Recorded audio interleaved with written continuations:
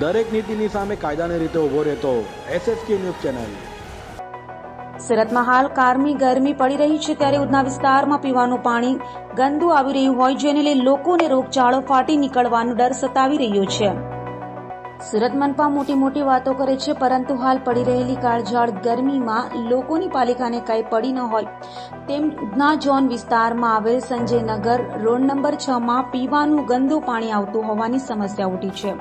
રહીશો દ્વારા પાલિકાને રજૂઆત કરવા છતાં નિરાકરણ આવતું ન હોવાનું રહીશોએ જણાવ્યું હતું।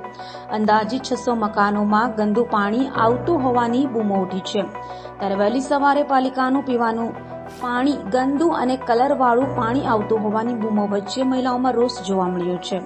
ગંદુ પાણી આવતા હોવાના કારણે મહાનગરપાલિકાના ટેન્કરના સહારો લેવાનો વારો આવ્યો છે।